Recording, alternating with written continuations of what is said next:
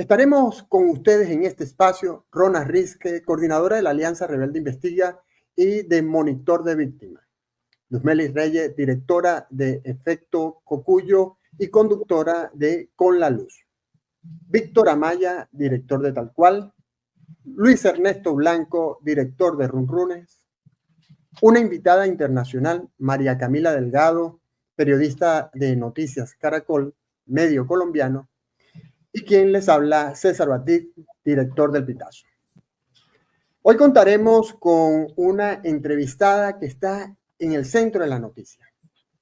María Corina Machado, líder de la oposición venezolana.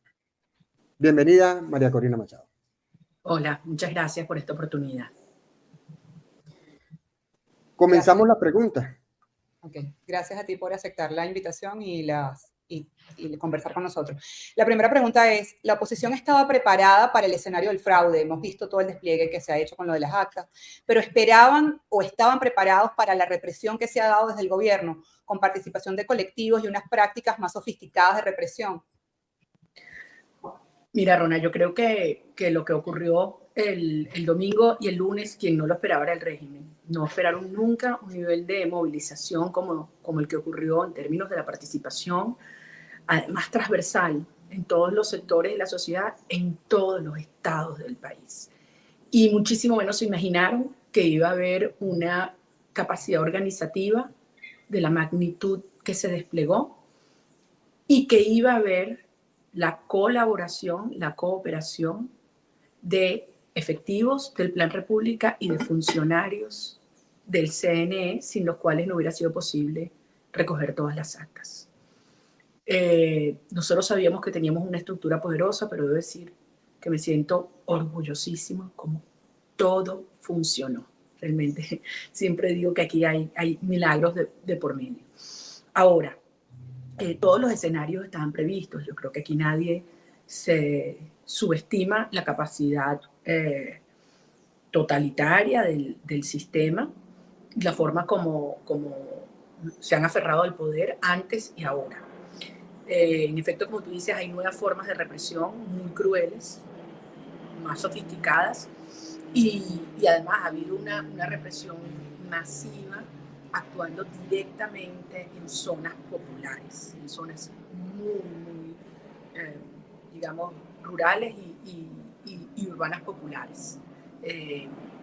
Y la verdad es que es muy duro lo que estamos viviendo como sociedad, y este es un momento en el cual debemos mantener serenidad, firmeza, reagrupar las fuerzas y encontrar formas y herramientas de presión ciudadana, de denuncia, de protesta, que se mantengan pacíficas y que desde luego protejan la integridad de todos los activistas, de todos los ciudadanos.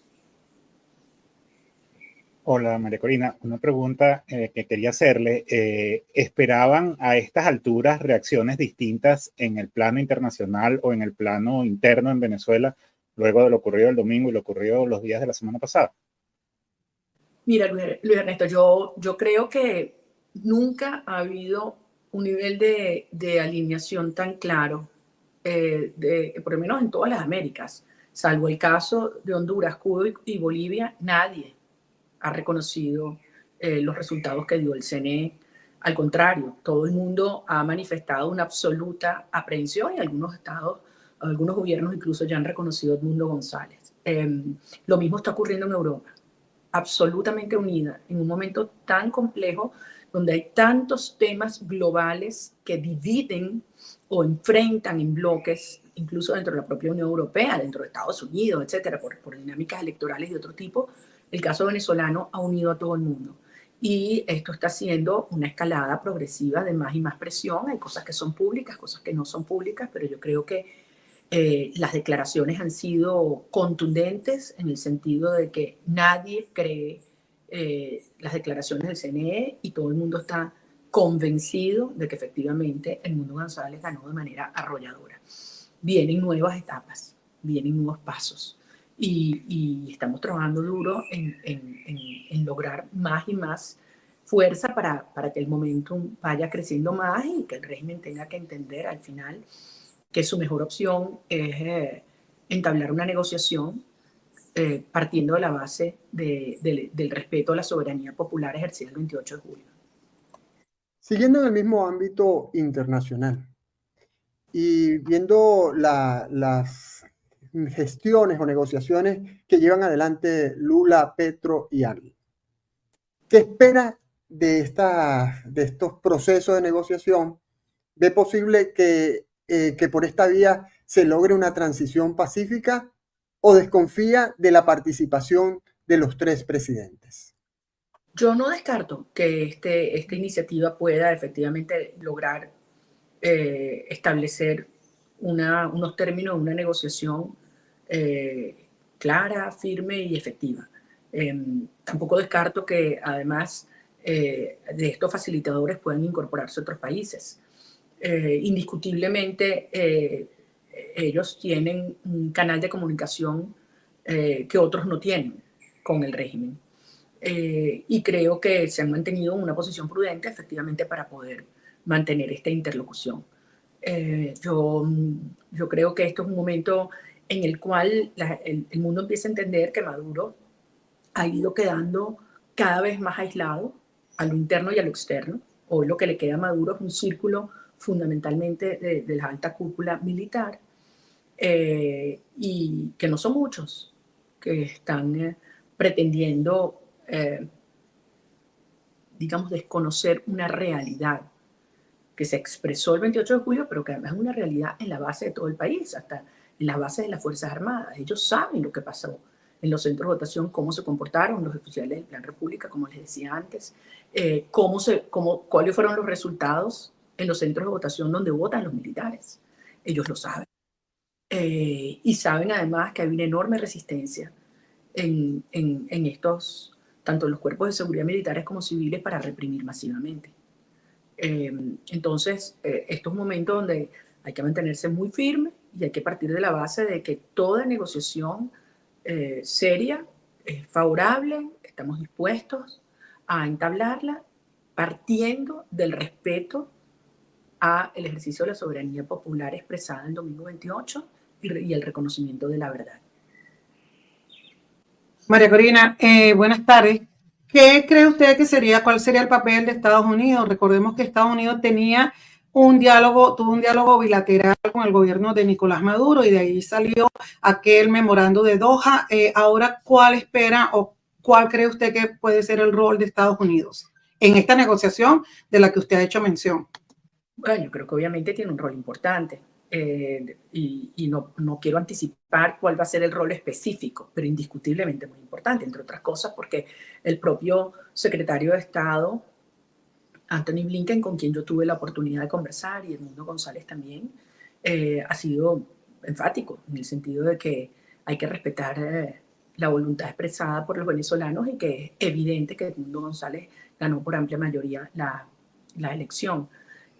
Indiscutiblemente Estados Unidos ha hecho un trabajo de sensibilización y apertura de otros actores. O sea que yo creo que si bien es un momento tremendamente complejo y doloroso para todos los que estamos sufriendo por la represión, porque han secuestrado compañeros, porque obviamente hay una enorme angustia en la sociedad venezolana de que esto se resuelva, yo también siento que hay una gran madurez en los venezolanos de entender que así como nos costó tanto lograr las etapas previas y cómo fuimos logrando una tras otra, y ustedes han sido testigos de excepción de ello, o sea, cómo logramos primero levantar un país que estaba triste y decepcionado a partir de enero del año pasado, cómo la segunda etapa, que fue lograr hacer unas primarias, se convirtió en un hito de organización, de movilización, pero sobre todo de autoestima de los venezolanos, es decir, nosotros tenemos fuerza y vamos a tomar el control y el destino de nuestro futuro en nuestras manos.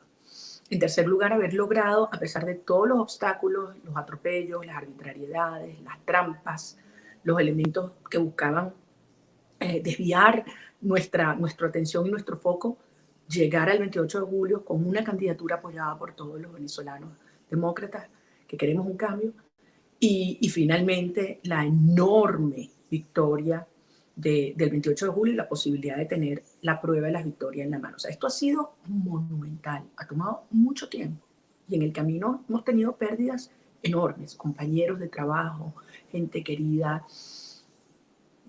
las cosas que ellos han destruido, atropellado, y estamos aquí. Entonces, yo creo que hay la madurez en la sociedad venezolana para entender que esta nueva fase de hacer valer la verdad también tiene sus tiempos y que nadie ex antes puede afirmar cuáles van a ser. Lo importante es que sigamos avanzando con una posición de absoluta firmeza, con la gente comprometida y motivada. Y desde luego la comunidad internacional cada día pronunciándose con mayor contundencia y firmeza. Y en los próximos días estoy seguro que habrán nuevas declaraciones, nuevas decisiones, nuevos reconocimientos que le harán entender a Maduro que cada día que pasa está más y más aislado. Bueno, justamente en esas discusiones desde el ámbito internacional, las negociaciones y demás, uno de de las especulaciones que se ha dado es un escenario de una salida que incluya la repetición de elecciones presidenciales en Venezuela. ¿Usted estaría de acuerdo en ese planteamiento? Y si se daría eso en Venezuela, ¿qué condiciones cree que deberían aceptarse para ello? Pero yo honestamente no entiendo de dónde sale esa tesis, esa iniciativa. Yo creo que las elecciones ya se dieron en Venezuela y los resultados están allí y la victoria está allí. Entonces, ignorar que pasó lo que pasó, yo creo que eso no tiene ningún sustento y creo que la sociedad venezolana no lo apoyaría. Lo que hay que hacer es hacer valer los resultados del 28 de junio. Por supuesto, muchísimas gracias, María Corina, por este tiempo y también a los colegas venezolanos por permitirnos el espacio. Y usted lo decía al inicio, viene mucho camino por delante. En Colombia estamos muy pendientes de lo que ocurre de la oposición venezolana y quisiéramos preguntarle justamente en esos planes hacia futuro, ¿hay algún plan que tenga que ver con introducir algún recurso en el TSJ contra la proclamación de Maduro? Esto lo preguntamos porque muchos expertos también y aquí en Colombia dicen que ¿por qué no agotar esos recursos internos?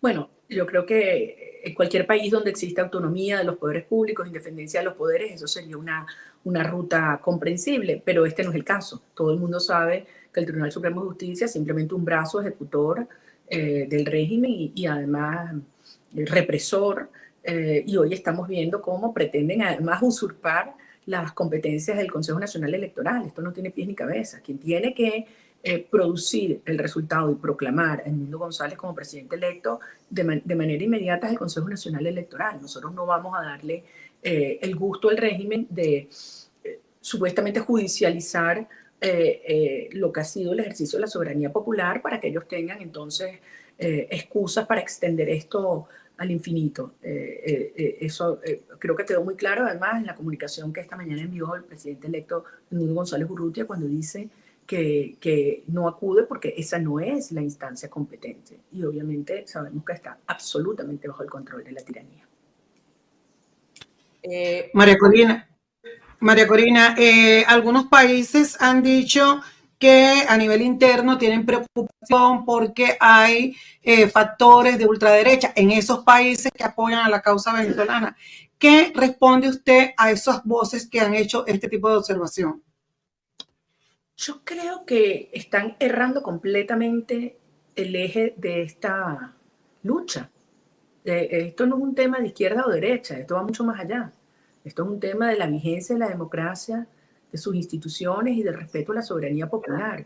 Y yo creo que es muy interesante como estamos viendo en todo el espectro ideológico del mundo apoyo a la causa venezolana. Entonces yo no caigo en esas trampas porque los necesitamos a todos apoyando a Venezuela. Esto tiene que ver con la democracia, con la verdad, con la justicia y con la soberanía popular. María Corina, ¿cómo han vivido ustedes esta ola de represión contra las personas que votaron contra la coalición opositora, contra las personas de los sectores populares, contra las personas que los apoyaron en la campaña? Y ahora, bueno, hay más de 1.200 detenidos, 23 personas que han muerto, como madres que piden que le devuelvan a sus hijos. Mira, Rona, esto es horrible y además uno siempre terminas frente al dolor desgarrador de cada caso, de cada persona. Y es infinito el dolor. Esto tú no lo puedes medir en números. Es decir, un muchacho asesinado a golpes como Ángel Mora no significa una tragedia más pequeña que 20 o 100 muertos. Y obviamente es indignante y la gente siente esa impotencia. Y por eso nosotros tenemos que asumir que por cada uno de ellos y por quienes han perdido su vida y su libertad durante todos estos años, ahora no queda otra que seguir. No queda otra que seguir. ¿Es riesgoso? Es muy riesgoso. Y la realidad es que esto es lo único que le queda al régimen. Fíjate, aquí hay dos ejes fundamentales en los cuales se está dando esta lucha en este momento. Un eje de legitimidad y un eje de la moralización de las fuerzas. En el eje de la legitimidad, la derrota que le propinamos a Maduro es absolutamente irrecuperable. Ya no, haga lo que haga. Me decían, bueno, y si publica actas el CNE, ojalá las publique las actas. Que así como Elvis Amoroso pasó de la servilleta con la cual proclamó a Maduro el domingo a una carpetica que entregó el día de ayer, ojalá pase a la hoja de Excel y a imprimir las actas, porque esa sería la prueba del fraude. Nuestras actas auténticas, verdaderas, oficiales, son la prueba del triunfo de Edmundo González. Si ellos publican esas actas, tendríamos entonces la prueba del fraude. De modo que en el eje de la legitimidad, ellos están absolutamente derrotados.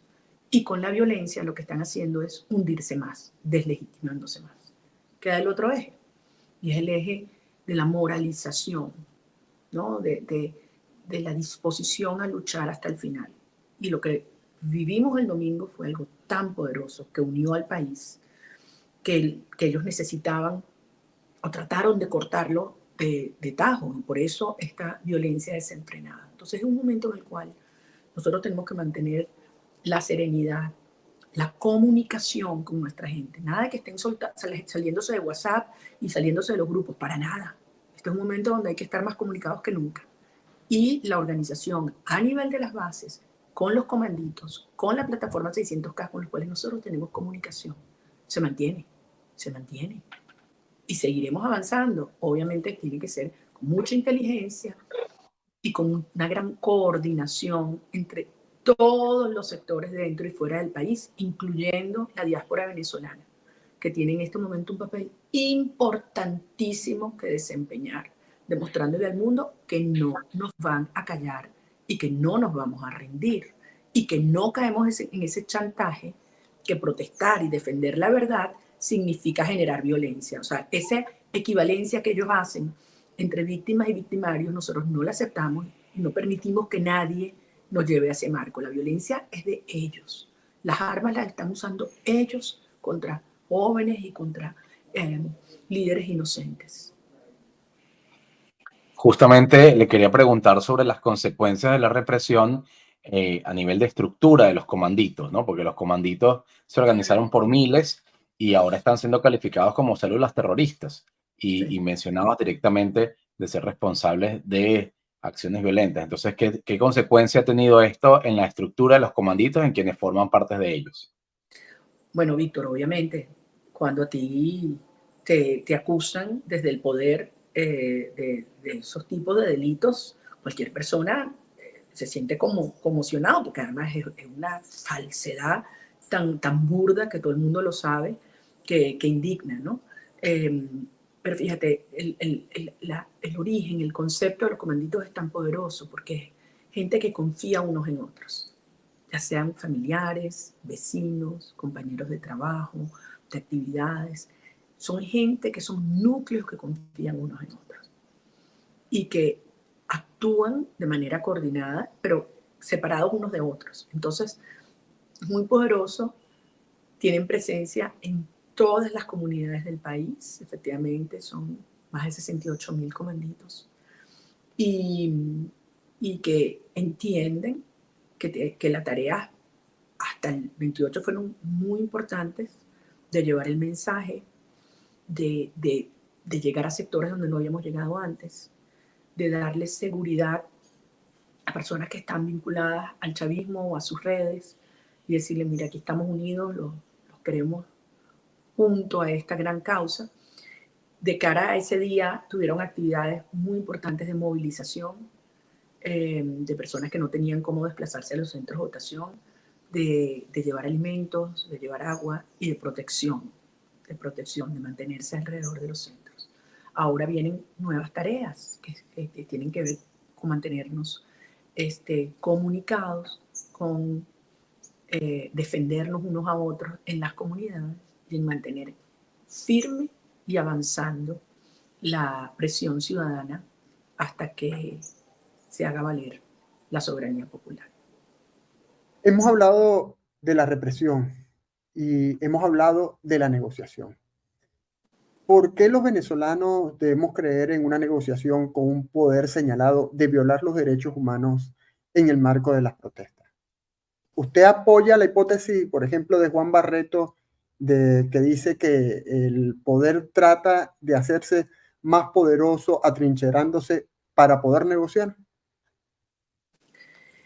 Mira, podemos especular los motivos por los cuales están actuando de esta manera. Yo creo que son errores. Yo creo que son errores porque lejos de aumentar su posición negociadora, yo creo que más bien los debilita mucho más. Los desnuda frente al mundo, genera profundas contradicciones en sus propias facciones y en sus bases. No tengo duda que estos mensajes están dirigidos a aterrar a los suyos, pero creo que está generando un efecto contraproducente y está cohesionando más bien a la sociedad venezolana, que repudia la violencia y la mentira, y también al mundo entero. Cada día que pasa le hace mucho más difícil al mundo entero o a cualquiera de los que le puedan quedar de aliados a Maduro justificarlo o defenderlo. Yo creo que obviamente la sociedad venezolana tiene profundas aprehensiones sobre una negociación después de las experiencias que hemos tenido, pero esto es una situación totalmente distinta. Es decir, nosotros partimos de que tenemos un presidente electo y de que el país tiene liderazgos en los que cree. Y la gran diferencia es que son esos liderazgos que el país escogió en las primarias y en las elecciones los que vamos a representar a los venezolanos en una negociación. Es totalmente distinto.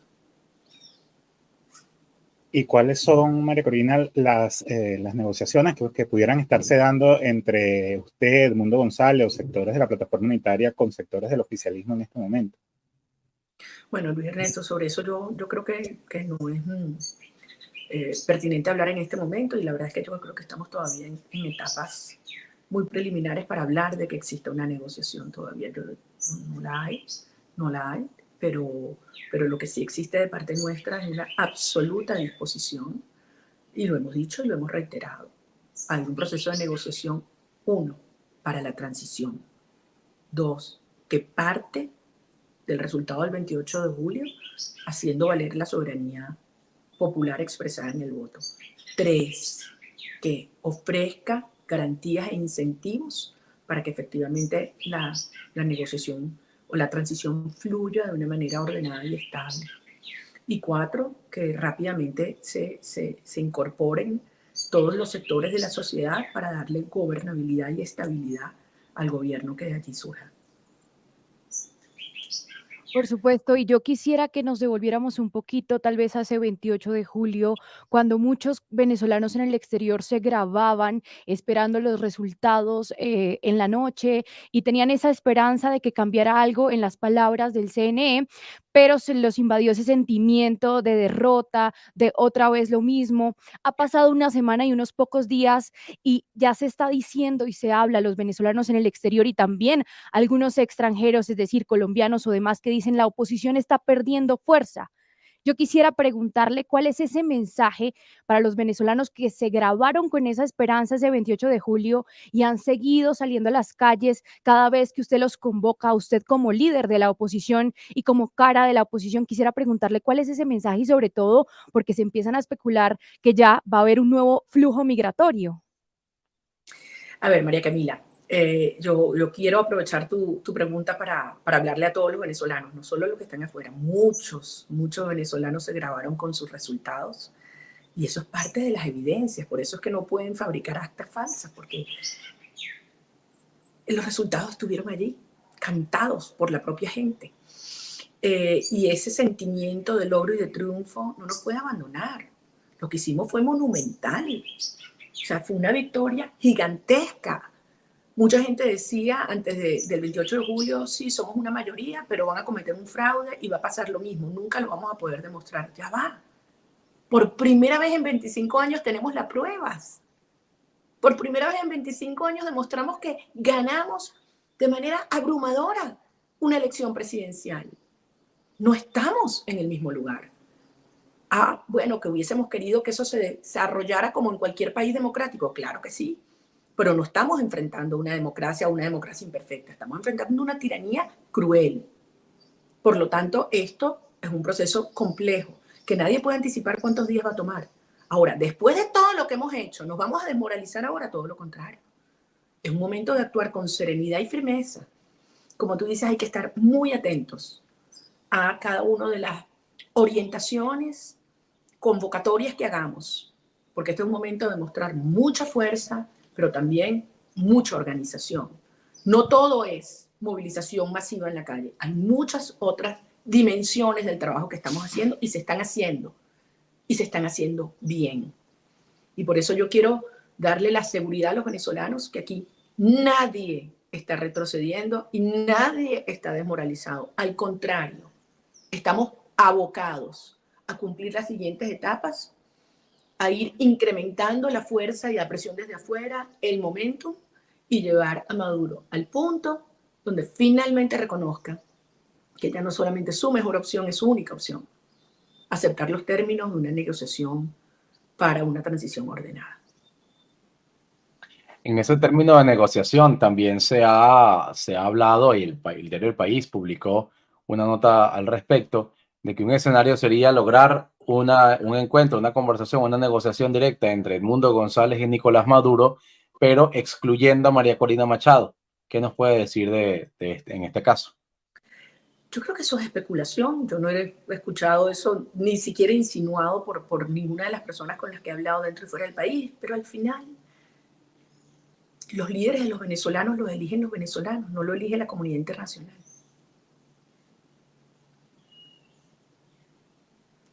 María Corina, usted junto a Edmundo González firmaron un documento, un comunicado dirigido a la Fuerza Armada Nacional, y este comunicado fue respondido por el ministro de la Defensa, Vladimir Padrino, quien dijo que apoyaba a Nicolás Maduro y que los resultados habían sido transparentes. ¿Qué opinión le merece la respuesta de Padrino? Además, basado en el hecho de lo que usted acaba de comentar, que muchos militares supuestamente votaron a favor de la oposición o están a favor de la oposición. Precisamente eso. Yo creo que eso demuestra la conciencia y la preocupación que hay en el alto mando militar de lo que ellos saben es una realidad en todo el resto de la institución militar. Los militares venezolanos tienen esposas, madres, hijos, no quieren que se vayan, quieren que los que se han ido regresen. Los ciudadanos militares venezolanos no quieren reprimir a ciudadanos indefensos que están ejerciendo su derecho. Los ciudadanos militares fueron testigos de la extraordinaria victoria del 28 de julio, contribuyeron la inmensa mayoría a que el proceso fluyera en paz y pudiéramos obtener nuestras actas, y ellos quieren enfrentar a los militares. El alto mando quiere enfrentar a los militares, a la sociedad venezolana. Nosotros estamos haciendo todo lo contrario. Nosotros estamos abriéndole los brazos, diciéndole, no somos sus enemigos, todo lo contrario. Necesitamos una fuerza armada que pueda estar al servicio de la nación venezolana, cumpliendo el artículo 328 de la Constitución, y que sea una fuerza armada bien dotada, bien entrenada, bien remunerada, de la cual la sociedad venezolana se sienta orgullosa. Y lo que le exigimos Edmundo González y yo fue: no acaten órdenes ilegales de represión contra sus hermanos venezolanos. No lo hagan. Y creo que esto es un llamado que todos tenemos que repetir todos los días. Y yo también les hablo a las esposas, a las hermanas, a las madres, a las hijas e hijos de esos ciudadanos militares, que les hablen, y les hagan entender que estamos frente a esa oportunidad única de que ellos también abracen esta enorme causa por la República, para que tengamos muy pronto una transición que nos permita reconstruir las instituciones democráticas y de entre ellas, por supuesto, nuestra Fuerza Armada Nacional. María Corina, usted dijo hace unos minutos que no se pueden poner lapsos cesantes, no se puede decir cuánto va a durar este periodo postelectoral. ¿Para cuánto tiempo están preparados ustedes para lograr que esta idea de que Maduro se siente a una negociación para que se realice una transición ordenada en el país, pues se lleve a cabo? Luz Melissa, es un tema que además todo lo que yo diga sería especular. Trabajamos para que sea lo más rápido posible y estamos dispuestos a que sea el tiempo que haga falta, que sea necesario, pero que sea obviamente lo más rápido posible. Y eso implica que todos tenemos que montarnos en esto. Y por eso es tan importante esta oportunidad que ustedes nos dan, porque la censura en Venezuela ha sido brutal. Hoy en día, miren, la mayoría de ustedes no está aquí, porque solo hablar de lo que está ocurriendo o entrevistarnos a uno de nosotros acarrea enormes consecuencias personales. Eso le demuestra al mundo que el miedo que le tiene el régimen a la verdad. Entonces, este es un momento donde yo les agradezco mucho esta oportunidad, donde tenemos que enviar mensajes de muchísima firmeza, serenidad, resiliencia, lo cual no significa debilidad, todo lo contrario. O sea, sabemos lo que estamos haciendo, sabemos que es riesgoso, que es doloroso, no subestimamos el poder destructivo y represivo que tiene el régimen, y por eso hay que elevar también el costo de la represión y la persecución. Esto hay que decirlo, hay que denunciarlo, no hay que callarlo. Al contrario, el mundo tiene que saber lo que estos individuos están haciendo cada día. Y nosotros diseñando nuestros mecanismos de reagrupamiento de fuerzas y de exigencia y organización desde el nivel comunitario hasta el nivel internacional. Y estamos anunciando para los próximos días más y más actividades, pero también estimulando que cada una de nuestras estructuras comunitarias, cada quien en su respectiva comunidad, sabe cómo organizarse, cómo presionar, cómo comunicarse. Y lo están haciendo bien. Corina, han sido días muy complicados, muy duros en el seno de, bueno, para todo el país, y uno supone que para el seno de la oposición han sido días también muy complejos. ¿Cómo están manejando esas tensiones? ¿Cómo dentro de la plataforma se están manejando las tensiones que han tenido que producirse luego de todos estos días? Mira, ustedes nos vieron el sábado pasado y debo decir que esto está pasando en todos los estados, no solamente a nivel nacional. Hay total coordinación entre todos los partidos, no solamente los partidos de la plataforma, también otros partidos que estuvieron involucrados en el comando y que no eran de la plataforma, pero adicionalmente algunas personas y partidos que no estuvieron apoyando el comando, que no estuvieron apoyando al mundo y que ahora se están acercando. Y esto es muy importante, porque al final aquí estamos unidos por la verdad, más allá de quienes votaron por uno u otro candidato. Y yo creo que han habido testimonios muy valientes de venezolanos que o estuvieron alguna vez con el chavismo o que no fueron parte de esta iniciativa del Comando con Venezuela, que están elevando sus voces en estos días y estamos articulando con ellos también. Le estamos prestando mucha atención a lo que usted nos dice y usted habla de actividades hacia el futuro, pero también dijo que la oposición tiene las pruebas, ustedes ya las han hecho públicas en esta página web, donde podemos revisar mesa por mesa, muy detallado, pero hay un escenario que también se plantea y aunque hablamos mucho de situaciones hipotéticas, ustedes podrían esperar que el gobierno de Nicolás Maduro se atreva a presentar actas falsas. Yo no quiero especular sobre este tema, María Camila. Nuevamente repito lo que dije antes. Si lo hacen, estarán poniendo a disposición del mundo las pruebas de su fraude. Nosotros pusimos a la disposición de los venezolanos y del mundo la prueba de nuestra victoria. Llegamos a la última pregunta, María Corina. Y estamos en un momento en que los venezolanos viven entre la esperanza y la desesperanza, debido a la represión y debido al no reconocimiento de lo que se señala como un triunfo de Edmundo González. El 10 de enero es la fecha en que se asume el nuevo periodo presidencial. ¿Qué señales, María Corina, diría usted al que debemos estar atentos los venezolanos para indicar o para conocer o para observar que se está llegando al final de un ciclo que comenzó en abril del 2023 con la convocatoria de la primaria? ¿Cuáles son esas señales? Sí, eso es un punto muy, muy interesante, César.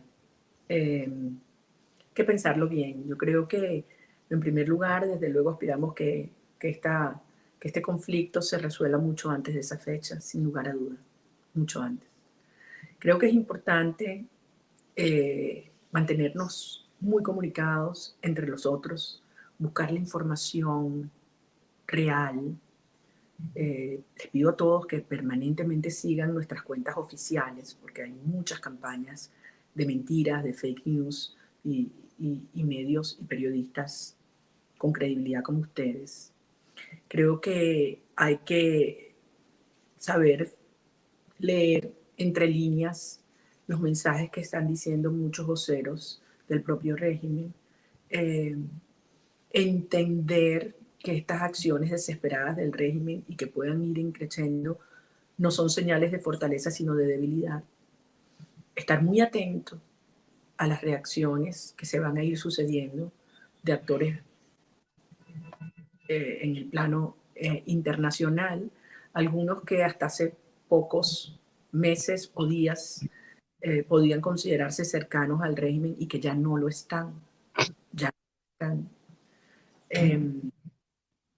Insisto, es muy importante ver cómo nosotros hemos logrado alineación perfecta en las distintas posiciones políticas dentro de diversos países, desde Chile hasta Estados Unidos o Canadá, hasta incluso la Unión Europea, donde han habido posiciones por unanimidad. Esto es muy importante.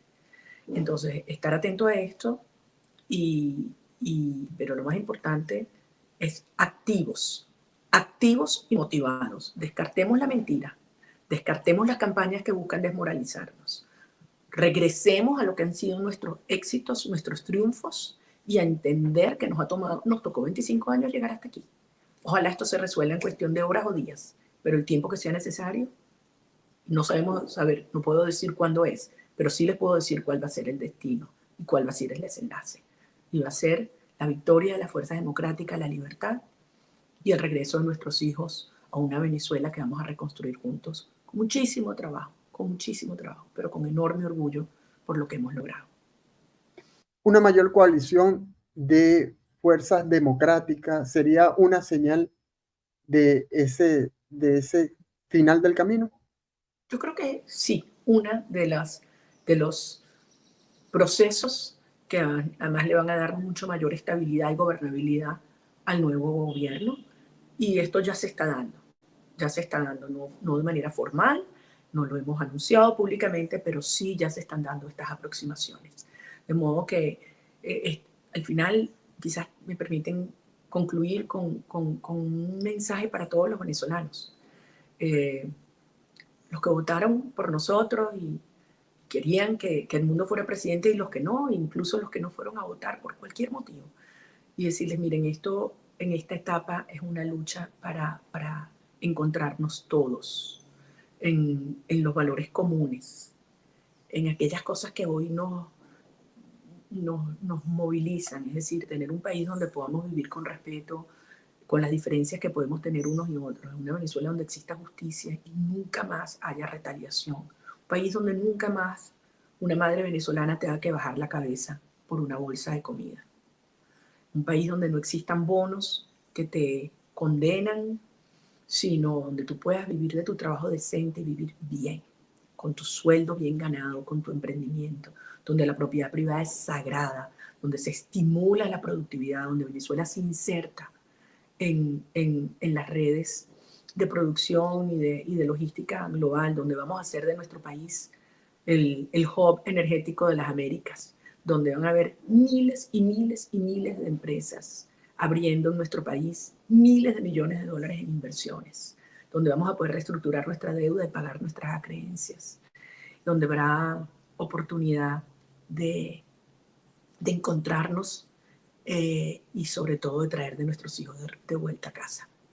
Yo creo que esto, libertad de expresión, libertad de asociación, libertad de protesta, y donde tengamos gobernantes que están al servicio del ciudadano y no sirviéndose de él. Esto es un sueño compartido, una visión de nación, ahí hay consensos republicanos y cada día más y más venezolanos nos comprometemos con esta causa y con esta ruta y lo vamos a lograr.